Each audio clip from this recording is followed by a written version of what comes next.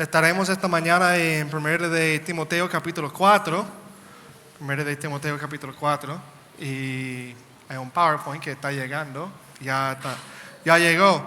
El tema de hoy es madurez espiritual. Y yo digo tema porque este sermón es como una mezcla de un sermón exposicional y tópico. Es algo que elaboramos en una conferencia, o yo elaboré en una conferencia hace 3-4 semanas y pude refinarlo un poquito para presentar el sermón a ustedes. Y para mí, la madurez espiritual es un tema que nosotros no tratamos mucho, pero debemos considerar nuestra madurez espiritual, nuestra condición espiritual, no solamente como individuos, pero también como iglesia. Y hablar de las cosas que debemos hacer o podemos hacer para crecer en conocimiento de la gracia de Dios, para crecer en la gracia, crecer en nuestra relación con Dios. Entonces, la madurez espiritual se ve en muchos textos y básicamente todos los libros de Pablo tocan ese asunto de una manera u otra. Entonces vamos a pasar mucho tiempo leyendo de Pablo hoy, pero es un tema, básicamente un tema central en las cartas de Pablo, cuando habla acerca de hacer morir el viejo hombre y vestirse con el nuevo hombre, como estamos estudiando en Colosenses los miércoles, y también se ve en Efesios y cuando habla de ocuparse en su salvación, y también vemos eso en muchos textos. Y lo que vemos hoy es capítulo 4 de 1 de Timoteo. Es un mensaje o una carta escrita a un joven pastor con instrucciones acerca de la iglesia, acerca de cómo organizar la iglesia, lo que es la misión de la iglesia, y orientar a ese joven pastor o ese joven ministro en cuanto a los servicios de la iglesia, en cuanto a los requisitos ministeriales de ser un pastor y responsabilidades hacia las viudas y muchas cosas. Y básicamente 1 de Timoteo, 2 de Timoteo es más o menos un manual para la iglesia. Sirve a la iglesia hoy en día como un manual para darnos referencia a cómo nosotros cumplimos nuestra misión como la iglesia, la misión que Dios nos dejó.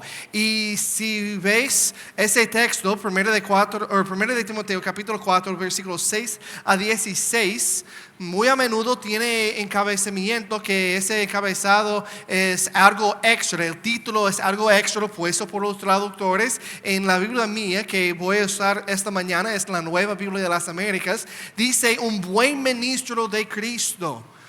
Entonces, cuando hablamos de la madurez espiritual, ¿quién debe ser lo más maduro? Es el ministro. Pero a la misma vez hay una tendencia de nosotros de pensar que el ministro ha llegado, al ministro es lo más santo, y exaltar a ese ministro a un pedestal donde no debe estar porque no es Cristo. Pero en realidad nosotros debemos tener un ministro, debemos tener un pastor quien es maduro espiritualmente, quien puede guiarnos en nuestro propio camino hacia Dios, y es el ejemplo para nosotros. Como Pablo dijo, sígueme a mí mientras que yo sigo a Cristo, porque eso es lo que hace el ministro. Es seguir a Cristo y guiar el rebaño en ese mismo camino, ese mismo sendero hacia Cristo. Entonces, cuando vemos las cualidades de un ministro, el carácter de un ministro, básicamente todo eso es un ejemplo para nosotros. No es excusa para nosotros decir, bueno, pero no soy pastor, entonces ese pasaje no me aplica a mí. No, te aplica a ti todavía, porque el ministro es llamado a la santidad, ¿verdad? Tú has sido llamado a la santidad, ¿verdad? Entonces nosotros debemos tener la misma meta como el ministro, de ser un buen ministro de Cristo, de ser una persona madura en la fe. Y eso es lo que encontramos esta mañana. Si pensamos en nuestra vida empieza en la juventud, en como un recién nacido, aprendimos a gatear. La hija mía que tiene 9 meses, ahora sabe gatear y tenemos que cerrar todo con seguro porque está abriendo cada gabinete y está sacando todos los platos y tenemos que mover todo porque ella quiere poner todo en la boca. Está en esa etapa, pero eventualmente va a caminar y tendremos otro problema porque ya puede alcanzar algo más alto y también cae mucho y después de aprender a caminar, aprende a correr y luego va a salir a la calle con los niños de los vecinos y va a correr, va a jugar con bicicleta, va a montar patinete y eventualmente va a crecer hasta el punto que esas cosas son de niños. Y luego se convierte a un joven adulto y luego un adulto y luego a un anciano y eventualmente nos encontramos en la tumba. Eso es el proceso de cada uno de nosotros. Eso es el proceso natural. Cada uno de nosotros, si vivimos tiempo suficiente, vamos a llegar al día de ser anciano y reflexionar sobre nuestra vida. Y tendremos, por ejemplo, el abuelo de mi esposa que acaba de morir hace 2 meses, hace 2 meses, tenía casi 90 años en esta tierra. Es mucho hoy en día. Pero la muerte le tocó todavía. La muerte le tocó. Nadie va a vivir más de sus números establecidos. Entonces, lo que debemos considerar es cómo aprovechamos ese tiempo corto en la tumba, después de poner el cuerpo en la tumba y sellarlo de nuevo. Allá en los Estados Unidos el entierro está en la tierra y tenemos marcos, tenemos como estatua que ponemos ahí y nosotros ponemos muy a menudo, y aquí se hace también el nombre y la fecha o el año que nació y el año que murió, y hay algo ahí, es una línea dentro del año que nació y el año murió. Y esa línea representa algo, ¿verdad? Esa línea entre el año de que sea 1961 hasta 2024, hay una línea corta ahí que representa su vida.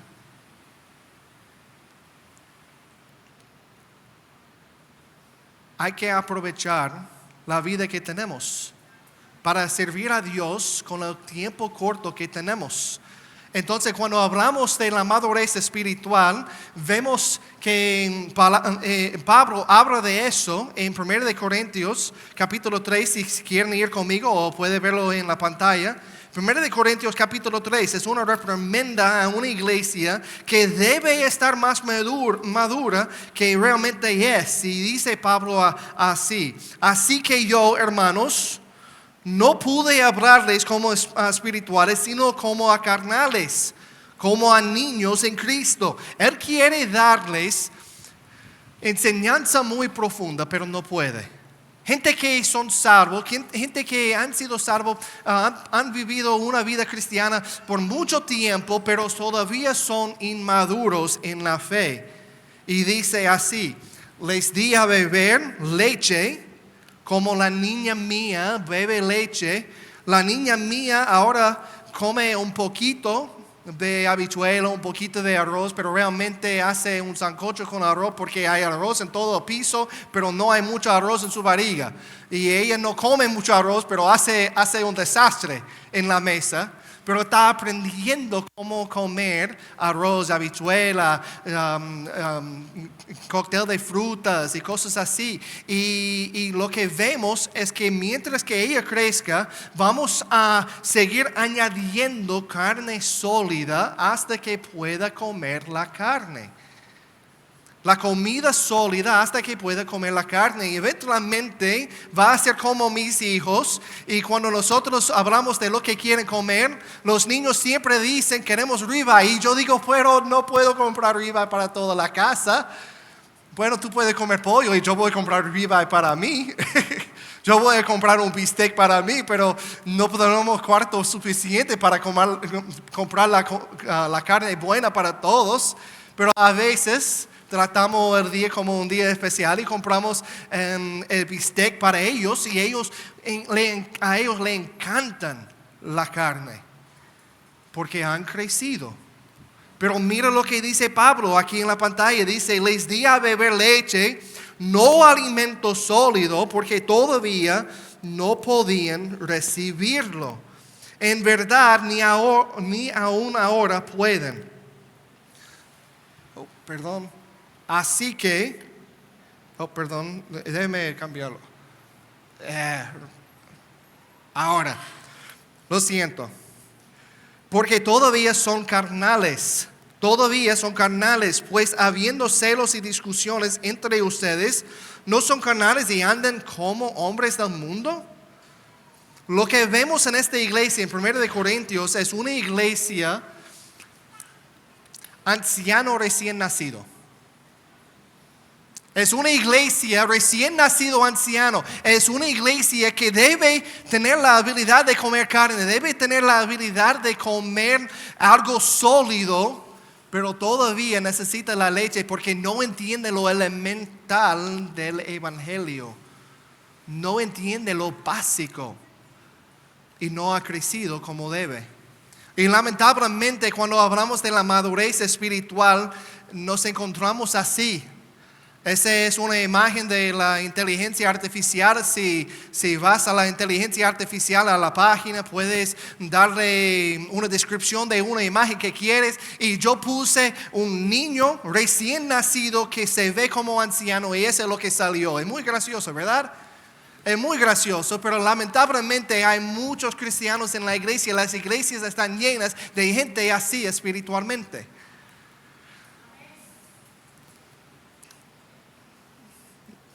La salvación no es un trampolín.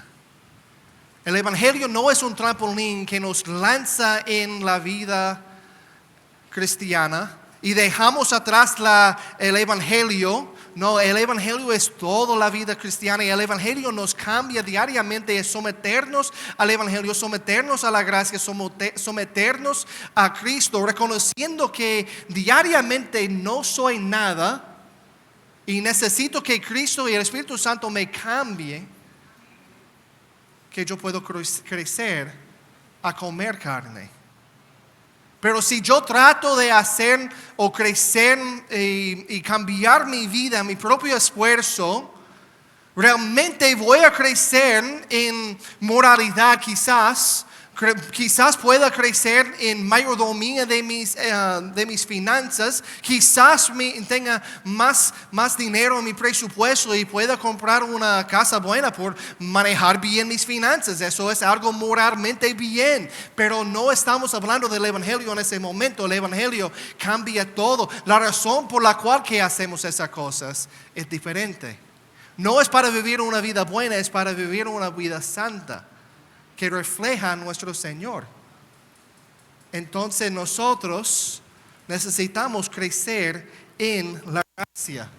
Y cuando vemos en Filipenses capítulo 3, si ustedes quieren ir a Filipenses capítulo 3, versículo 12, dice así, Pablo, no es que ya lo haya alcanzado, o que ya haya llegado a ser perfecto, sino que sigo adelante a fin de poder alcanzar aquello para lo cual también fui alcanzado por Jesucristo. Eso es decir que aún Pablo reconoce la necesidad de crecer espiritualmente. El autor de un cuarto del Nuevo Testamento, el autor, el misionero que estableció y llevó el evangelio a las iglesias o a las regiones no alcanzadas, que estableció iglesias tras iglesia, que nos da la información o las instrucciones de cómo nosotros podemos organizarnos y glorificar a Dios a través de cumplir la misión de esa iglesia. Ese mismo Pablo dice, no lo he alcanzado. No es que ya haya alcanzado la madurez, no es que ya haya alcanzado la perfección, pero Él sigue adelante. No es que un día vas a levantarte en la mañana y decir, bueno, ahora soy espiritual.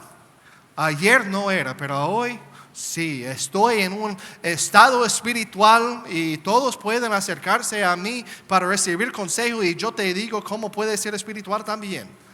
No, es un proceso, es crecimiento hacia ese punto. Mira lo que dice en versículo 13.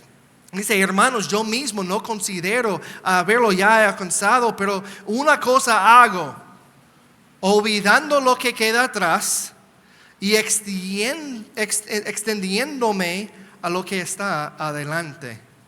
Prosigo hacia la meta para obtener el premio del supremo llamamiento de Dios en Cristo Jesús. Es olvidando lo que nosotros éramos y dejando atrás esa parte, es haciendo morir el viejo hombre y vistiéndonos de nuevo con el nuevo hombre, nueva criatura. Si hay alguien en Cristo Jesús, nueva criatura es. Pero nosotros tenemos la tendencia de activar el viejo hombre. Es como una lámpara. Si tienes una lámpara, esta lámpara necesita dos cosas para funcionar. Primeramente necesita un bombillo, ¿verdad? Puede conectar la lámpara a la pared, a la toma de corriente, pero sin bombillo no va a hacer nada. Pero también tiene un alambre que necesita conectar a la pared. Hay una toma de corriente aquí. Si yo meto algo ahí dentro, va a darme una carga. Y si pongo el alambre de la lámpara ahí y prendo la lámpara, ¿qué va a pasar? Vamos a tener luz. Y eso es lo que tenemos con el viejo hombre. Tenemos el viejo hombre como esa lámpara, pero ese viejo hombre no tiene poder sobre nosotros porque nosotros hemos sido liberados. Si nosotros somos en Cristo Jesús, no hay condenación para ellos. Como dice Romanos 8:1, no hay condenación para los que están en Cristo Jesús. Y también si nosotros seguimos y caminamos según el Espíritu, espirituales somos. Pero cuando nosotros dejamos que el viejo hombre tenga el reino, tenga espacio en nuestro corazón, lo que estamos haciendo es tomando el alambre de la lámpara del viejo hombre, conectándolo con la luz y prendiendo esa lámpara. Pero realmente necesitamos hacer morir ese viejo hombre. Y eso es lo que vemos en la palabra de Dios. Y cuando hablamos de lo que demanda, de la clave para abrir la puerta a la madurez espiritual, estamos hablando realmente de la consistencia. Consistencia. Luis Deza aquí es una persona que tiene consistencia en ejercer su cuerpo. Y cuando él trabaja con los jugadores, los peloteros, veo tu Instagram y cómo estás haciendo entrenamiento con ellos y ejercicio con ellos, y cuando lo haces no hace mucho bien, o no es de mucho provecho, no muy aprovechoso hacerlo una sola vez y dejar 5 o 6 meses pasar sin hacer el ejercicio de nuevo. Es la consistencia en el ejercicio que saca la barriga que tengo. Y tengo un problema en la consistencia en el ejercicio.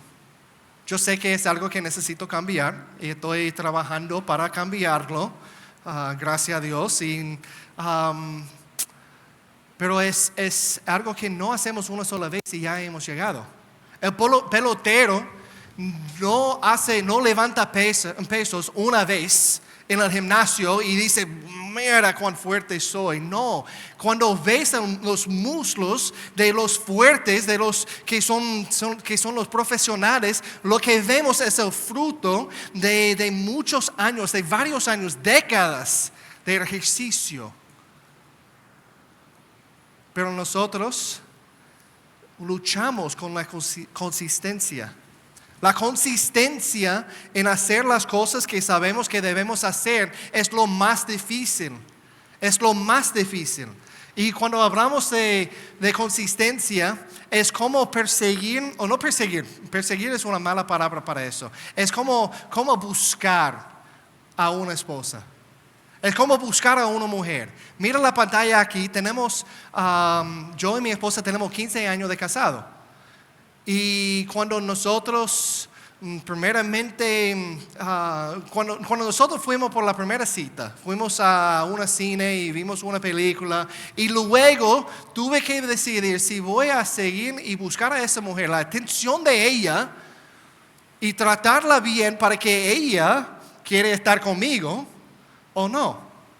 Y yo decidí de una vez, no era una lucha en mi corazón, era obvio que yo quería estar con ella. Entonces de una vez yo la seguía, yo la buscaba, trayendo cosas como las flores.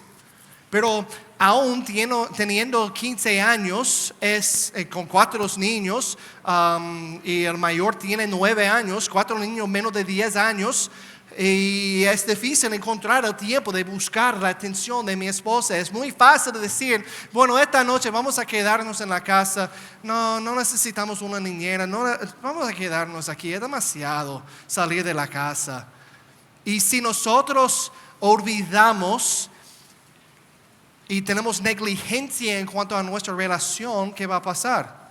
Los niños van a crecer en la casa y nosotros vamos a ser como 2 cruceros con destinos diferentes. Y vamos a tener un punto de partido. Y eventualmente cuando los niños salgan de la casa, yo no la voy a conocer. Yo no la conozco en ese momento. Y decidimos, bueno, no tenemos nada en común ahora. Eso pasa mucho. Los que tienen niños y cuando los niños salen de la casa y se encuentran solos con su pareja y dicen, bueno, yo no te conozco. Porque no ha invertido tiempo en su matrimonio. Cada relación es así. Si tienes un amigo, sabes si ese amigo es un amigo bien o un amigo mayor que los demás amigos, si ese amigo quiere pasar tiempo contigo. Es difícil decir que tú eres mi amigo si cada vez que te invito a hacer algo siempre tienes una excusa y nunca pasamos tiempo juntos. Eso me hace pensar que no quieres ir a comer con nosotros. Eso me hace pensar que no me quieres. Y eventualmente nosotros vamos en nuestro camino diferentes y como mis amigos que yo tenía en la universidad hace 15, 20 años que yo no conozco hoy en día. No he hablado con ellos por 15, 20 años y no puedo decir y referirme a la amistad que teníamos, pero no somos amigos como éramos, porque no hemos invertido tiempo en mantener esa relación, no tenemos la consistencia. Si quieres ser maduro espiritualmente, la clave es la consistencia. La clave es la disciplina de buscar a Dios diariamente y invertir en esa relación con Dios. Entonces, cuando vemos 1 de Timoteo, capítulo 4, versículo 6, dice, al señalar esas cosas a los hermanos, serás un buen ministro de Cristo Jesús, nutrido con las palabras de la fe y de la buena doctrina que has seguido, pero nada tengas que ver con palabras profanas propias de viejas. Más bien, si tiene la Reina Valera, dice, ejercítate, más bien disciplínate a ti mismo para la piedad. Si quieres ser piadoso, si quieres ser maduro espiritualmente, hay que disciplinarte en hacer las cosas que sabemos que va a traernos a cercanía con Dios. Y esas cosas son cosas como la memorización de la palabra de Dios, como la lectura de la palabra de Dios, como la oración, como congregarse con los demás cristianos que quieren adorar a Dios y ser empujado por su testimonio. Si quieres ser un cristiano maduro y no un recién nacido anciano como esa imagen que vimos hace rato, hay que disciplinarte en hacer las cosas que sabemos que va a traernos a un estado de cercanía con Dios. Disciplínate para la piedad. Hay muchos, vamos a Gálatas capítulo 5 primero. Gálatas capítulo 5.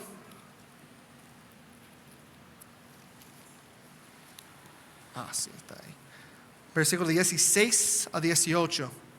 Dice así, digo pues, anden por el Espíritu y no cumplirán el deseo de la carne, porque el deseo de la carne es contra el Espíritu y el del Espíritu es contra la carne, pues estos se oponen el uno al otro. De manera que ustedes no pueden hacer lo que desean, pero si son guiados por el Espíritu, no están bajo la ley. Ahora bien, las obras de la carne son evidentes, las cuales son inmoralidad, impureza, sensualidad, idolatría, hechicería, enemistades, pleitos, celos, enojos. Bueno, tenemos una lista de lo que no debemos hacer. Pero mira el versículo 22, pero el fruto del Espíritu es amor, gozo, paz, paciencia, benignidad, bondad, fidelidad, mansedumbre, dominio propio. Contra tales no hay ley. Si quieres ser maduro, hay que practicar las cosas que van a hacerte maduro. Si quieres ser espiritual, hay que practicar y disciplinarte en las disciplinas espirituales, tales como la lectura bíblica, oración, memorización, servicio, ayuno, congregarse. Hay muchos más. Pero el problema que tenemos es que nosotros muy a menudo tenemos una mala perspectiva de lo que es nuestra santificación. Pensamos que nosotros aceptamos a Cristo un día. Mira aquí, es la salvación. Esa persona que con una mala teología de lo que es la santificación progresiva piensa que ya es salvo, no necesita más. Entonces es decir que yo he aceptado a Cristo, pero nada ha cambiado en mi vida. Es separar el cambio en la vida de la salvación, y eso es una teología muy común, y es decir que ahora soy salvo pero no soy espiritual, soy carnal. Soy salvo pero no espiritual, y luego tomo una decisión y entrego mi vida a Cristo, no en salvación pero en servicio, y alcanzo a un nivel de espiritualidad. Eso es una teología mala, porque la santificación progresiva no funciona así. Cuando aceptas a Cristo, tienes que someter tu vida a Cristo como el Señor. La Biblia lo hace muy claro. La Biblia habla muy claramente acerca del hecho que nosotros, al aceptar a Cristo, nosotros sometemos a Cristo como el Señor de nuestra vida. Ahora la vida no es nuestra, pertenece a Dios. Y ahora nosotros estamos en camino hacia la imagen de Dios, siendo transformados a la imagen de Dios. Pero si nosotros pensamos así, podemos hacer una profesión de fe y pasar 25 años sin cambiar nada en nuestra vida, y podemos asegurarnos que estamos bien porque hicimos una profesión de fe. Pero la espiritualidad no funciona así. La espiritualidad es más como una figura de la economía. Mira lo que dice Pablo, ya hemos leído eso, que no lo haya alcanzado, sigue adelante. Y la espiritualidad es más como una figura de la economía.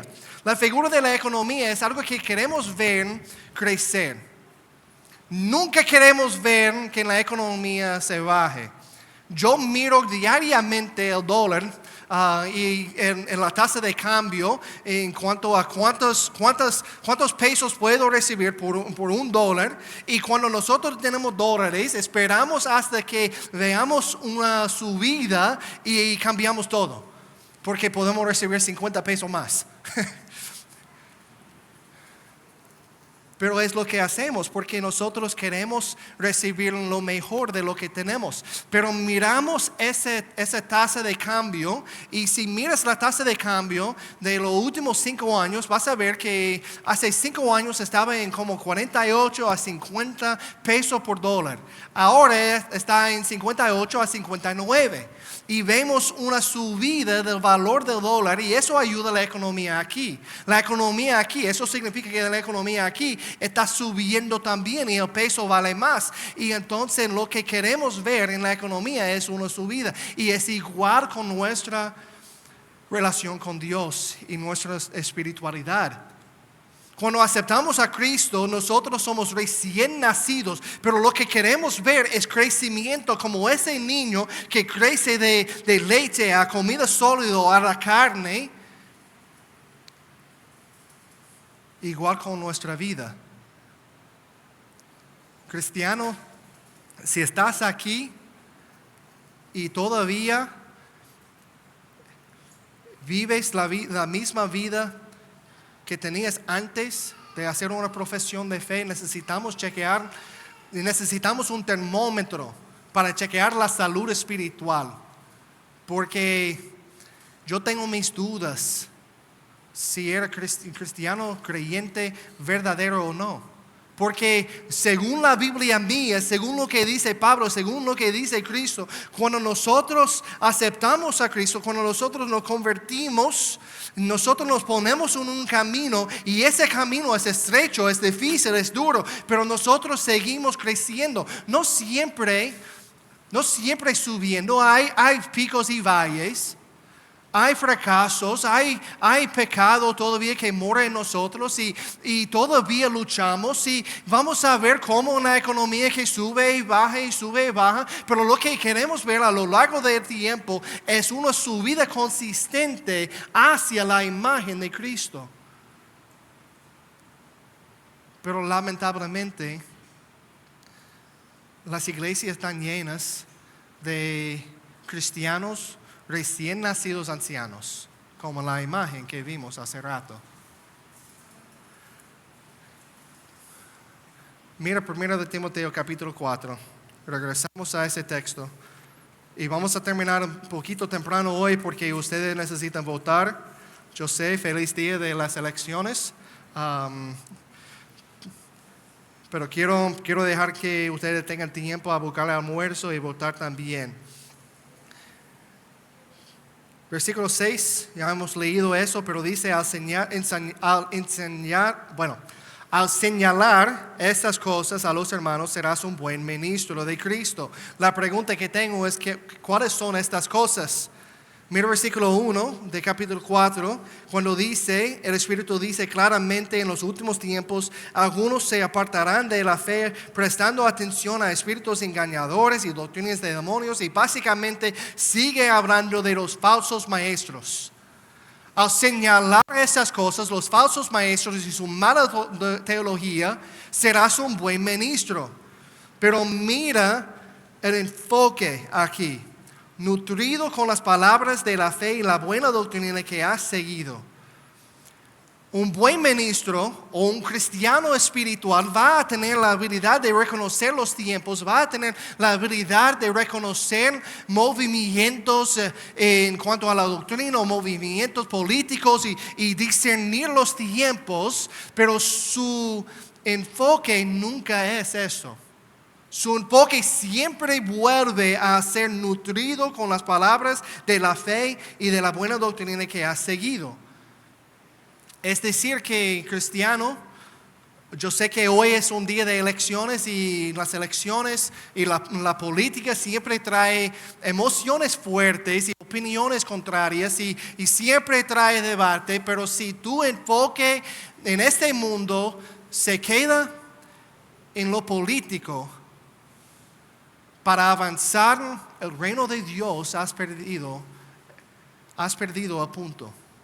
El punto aquí es que al señalar esas cosas, sí, necesitamos tener madurez para discernir entre los candidatos, necesitamos tener madurez para discernir entre las doctrinas malas que encontramos en casi cada esquina, en cada iglesia, en esta ciudad. Necesitamos tener madurez y conocimiento, pero siempre la base es la palabra de Dios. Mira aquí, dice versículo 7, pero que nada tengas que ver con las palabras profanas propias de viejas, mas disciplínate. Ya hemos hablado de lo que significa disciplínate. a ti mismo para la piedad, es hacer las disciplinas espirituales que nos traen a cercanía con Dios. Y mira el versículo 8, dice, porque el ejercicio físico aprovecha poco, pero la piedad es provechosa para todo, pues tiene promesa para la vida presente y también para la vida futura. Nosotros, yo tenía las palabras o los versículos en la pantalla. Nosotros teníamos en el pasado un SmartFit aquí en la Multiplaza y yo quiero decir que la razón por la cual que tengo una barriga que crece es porque SmartFit cerró y no tengo gimnasio, pero eso es una excusa, ¿verdad? SmartFit, a pesar de que no haya SmartFit ahí, tenemos muchas fuentes de ejercernos físicamente. Y en SmartFit yo recuerdo, yo tenía una membresía por como 2 meses y yo dije, bueno, las mujeres no se llevan o no llevan ropa apropiada para estar en público en SmartFit, y entonces tuve que cancelar esa membresía para proteger mis ojos. Y no quiero decir que siempre son, bueno, voy a dejar eso atrás.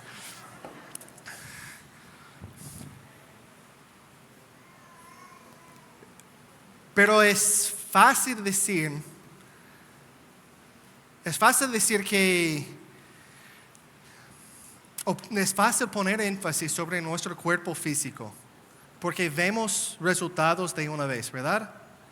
Muy a menudo, después de 2 o 3 meses haciendo ejercicio, yo recuerdo cuando yo era joven, ahora tengo mucha carne y no soy tan joven, mi cuerpo no responde tan rápido, pero yo recuerdo cuando yo era joven, si yo pasaba 2 o 3 semanas levantando peso y enfocando en un muslo específico, yo veía resultados. Físicamente puede ver resultados después de poco tiempo. Si quiere bajar el peso, al caminar y cambiar la dieta, se ve resultados en poco tiempo. Estamos hablando de un par de meses. Se ve que se baja en el peso. Pero espiritualmente es un poquito más difícil ver los resultados. Espiritualmente podemos ver a alguien que tiene mucho conocimiento de la palabra de Dios, que tiene tanto tiempo en la iglesia, que sirve, que es un siervo en la iglesia, que pasa mucho tiempo, pero esa persona puede tener una vida malísima en su vida privada y no se ve en el exterior.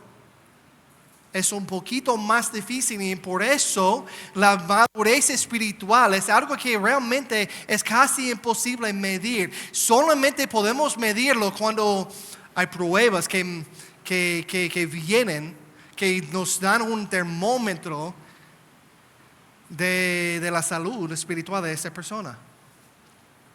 Ustedes me imagino que han visto gente que están de desacuerdo con algo que sucede en la iglesia, a pesar de que tengan 25 años, vamos a decirlo, imaginariamente 25 años en la iglesia, era diácono, pero si el pastor o si la iglesia toma una decisión y a esa persona no le gusta lo que sucede, sale enojado y dice, bueno, esa iglesia está contra de Dios y sale maldiciendo a esa iglesia. Lo he visto varias veces en mi vida.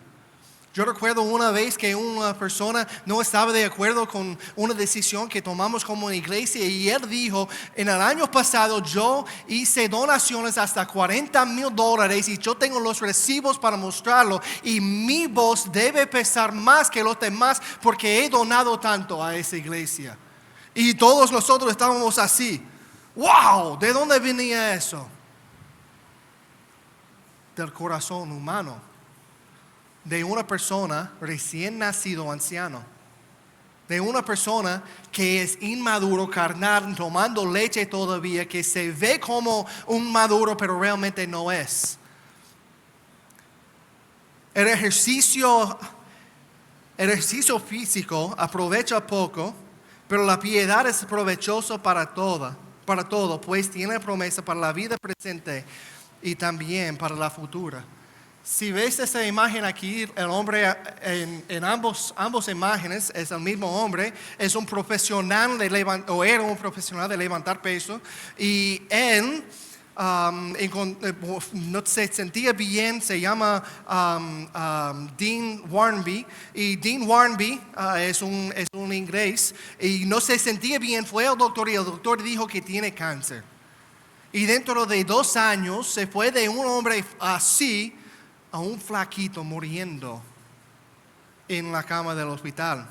Eso es decirnos que el ejercicio aprovecha, sí, pero aprovecha poco. Lo que vale más es lo que hacemos en ese corto tiempo, en esa corta línea entre el día de nuestro nacimiento y el día de nuestra muerte. Esa línea que representa nuestra vida es lo que hacemos por Dios.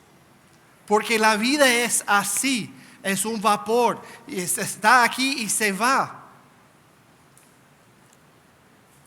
Y por eso dice Pablo, pero la piedad es provechoso para todo, no aprovecha poco, provechoso para todo, pues tiene promesa para la vida presente, porque la piedad cambia las cosas en nuestra vida presente, cambia la manera que vemos las finanzas, cambia la manera que nosotros hacemos negocio.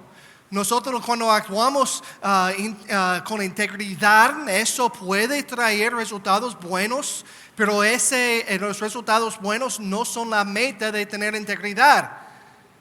La integridad es algo que hacemos porque queremos agradecer a Dios y queremos ser transformados a su imagen, no porque queremos que la gente venga a nuestra tienda para comprar, porque ellos saben que nosotros somos íntegros.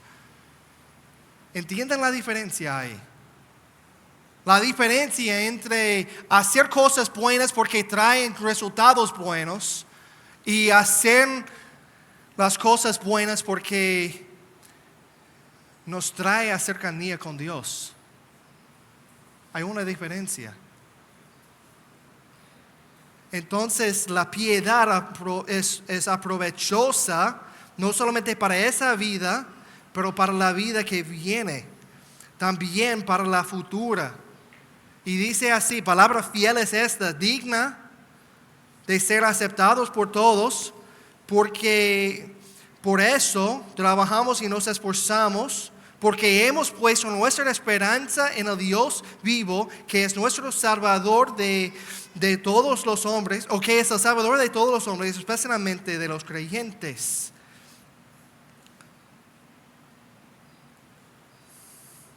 Cuando hablamos del ejercicio espiritual, el ejercicio espiritual básicamente es mejorar nuestra moralidad, pero no es nosotros haciendo la obra, es Dios haciendo la obra a través de nosotros. Hay una gran diferencia.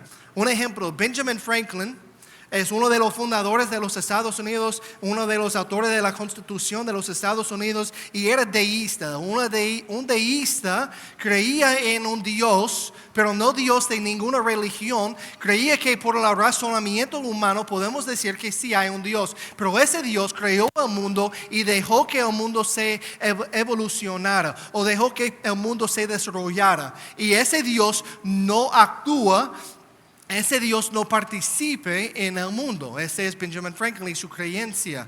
Entonces, en su doctrina, Dios no tiene nada que ver con lo que sucede en el mundo hoy en día. Y Cristo no era Dios encarnado, no, nada de eso. Entonces, Benjamin Franklin hizo y tenía un diario, y puede leer el diario sobre su cambio de la moralidad. Y Benjamin Franklin hizo ejercicios en cuanto a la moralidad. Y tomó notas muy, muy estrictas en cuanto a lo que sucedió cada día, y se puede leer, está disponible en PDF en línea, o se puede leer acerca de gente comentando sobre ese ejercicio. Y lo que él vio después de un tiempo de disciplinándose en lo moral, en haciendo y mejorándose moralmente, es que él vio mejora en sus relaciones con sus amigos, en su negocio, en cada aspecto de su vida mejoró. Pero hay una gran diferencia entre lo que dijo o hizo Benjamin Franklin, lo que hizo Benjamin Franklin y lo que dice la palabra de Dios aquí. La palabra de Dios aquí dice que es a través de nuestra esperanza en Dios vivo, que es salvador de todos los hombres, especialmente a los creyentes. Eso es decir que es nuestro salvador, es nuestra salvación que cambia todo. Tú puedes mejorar tu moralidad, pero eso realmente es nada más que legalismo, porque estás haciéndolo en tu propio esfuerzo, para sus propios propósitos. Pero es una perspectiva diferente, es una perspectiva distinta. Mira conmigo en Filipenses capítulo 2, versículo 12. Filipenses capítulo 2, capítulo 2, versículo 12.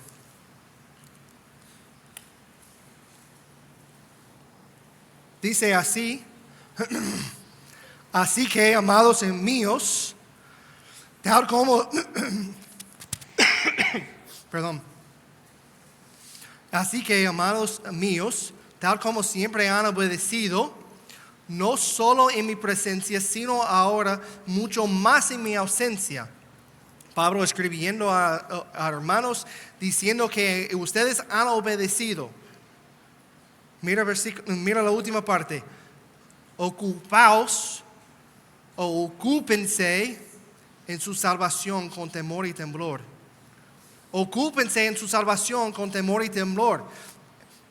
Pablo le dice que la salvación o la santificación progresiva es la obra tuya. Tienes que ocuparte en la salvación o la santificación progresiva, en conformarse diariamente a Cristo, diariamente a su imagen. Eso es nuestro deber. Debemos hacerlo. Ocuparnos en nuestra salvación. Pero mira la segunda parte, versículo 13. Porque Dios es quien obra en ustedes tanto el querer como el hacer para su buena intención. Es la obra de nosotros, pero todo depende en Él. ¿Me entiendes? Eso me da alegría sabiendo que yo tengo la responsabilidad de disciplinarme, a levantarme temprano, a leer la palabra de Dios, a disciplinarme en pasar tiempo orando. Yo tengo la responsabilidad de hacer las disciplinas espirituales y hacer el ejercicio, pero mira lo que dice la palabra de Dios, porque Dios es quien obra en ustedes, tanto el querer como el hacer. Es yo sometiéndome a Él, siendo cambiado a través de Él, y Él dándome el deseo, y es todo obrando junto para crecerme, para hacerme crecer en la santidad y ser un hombre espiritual. Eso básicamente es la santificación.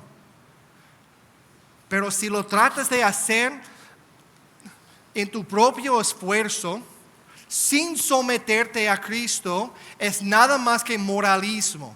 Moralismo se ve muy parecido al cristianismo verdadero. Moralismo se ve como algo bueno porque esa persona es una persona recta, es una persona moral. Y esa persona es una persona íntegra, es una persona que sigue una ética. Y ese moralismo se ve muy parecido y nosotros tenemos la tendencia de aceptar a ese tipo de persona y decir, y tú eres como nosotros. Los testigos de Jehová son muy morales. Los mormones son muy morales. Gente como Benjamin Franklin son muy morales. Hay gente que son de un partido político, y no voy a meterme en la política, pero hay gente que son de un partido político que están de acuerdo con nuestros morales y nuestros valores cristianos, pero nosotros necesitamos reconocer que su propósito es diferente. Que su vida, a pesar de que sea moral, no es una vida sometida a Cristo. Puedes cambiar la manera que actúas, pero si quieres ser cambiado en tu corazón, si quieres tener un corazón cambiado, transformado en la imagen de Cristo, es solamente por someternos a Cristo y someternos al Espíritu Santo, quien cambia a nosotros. Es el Evangelio. No trate de hacerlo en tu propio esfuerzo. Hermanos, si piensas que tiene que mejorarte para venir a Cristo, que tiene que mejorar cada aspecto de tu vida antes de convertirte a Cristo, no funciona así. De tu vida a Cristo y Cristo te cambia a ti. No es algo que hacemos nosotros, es una obra que Él empieza y termina en nosotros. Regresamos a 1 de Timoteo capítulo 4. Mira el versículo 11, dice, esto manda y enseña. Esto manda y enseña. Versículo 12, no permitas que nadie menosprecie tu juventud, sino sé ejemplo de los creyentes en palabra, conducta, amor, fe y pureza. Las disciplinas espirituales. Entre tanto que llego, ocúpate en la lectura de las Escrituras. Disciplinas espirituales. Disciplínate para la piedad. ¿Cómo disciplinamos para la piedad? Por practicar las cosas que Pablo menciona aquí en versículos 12 y 13. Es ocuparnos en la lectura de la palabra de Dios, exhortación a la enseñanza. Es versículo 14 que dice, es capítulo, sí, 14 no está ahí. Es versículo 14 que dice, no descuides el don espiritual que está en ti. Es por congregarte con los hermanos y practicar tu don espiritual y ser cambiado a través de tu relación con los demás que están siendo cambiados por el Espíritu Santo. Es una obra personal. Es algo que hacemos nosotros a través del Espíritu Santo. Es una obra personal, pero también es comunal. Es de la comunidad. Porque cuando esa persona está siendo cambiado por el Evangelio y se disciplina, eso tiene como un buen virus, no el virus malo, se contagia a los demás y los demás están empujados en su santidad. Si quiere ver una iglesia cambiada, empieza, según Pablo, con la lectura de la palabra de Dios, con la enseñanza y con la exhortación, con el practicar el don espiritual que tenemos y dedicándonos a esas cosas. Mira el versículo 15, reflexiona sobre esas cosas, dedícate a ellas. Dedícate a las cosas que acabamos de decir, acabamos de describir. Porque mira aquí, para que tu aprovechamiento sea evidente a todos, para que todos puedan ver y todos pueden ser cambiados también. Es contagioso la piedad. Es contagiosa. Cuando un padre se compromete con la piedad, eso afecta a toda la familia. Cuando un pastor se compromete con la piedad, eso afecta el rebaño.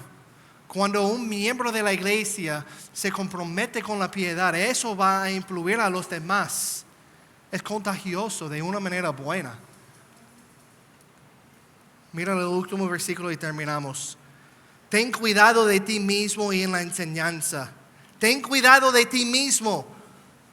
Necesitamos tener cuidado de nosotros mismos porque primeramente es salvación para nosotros.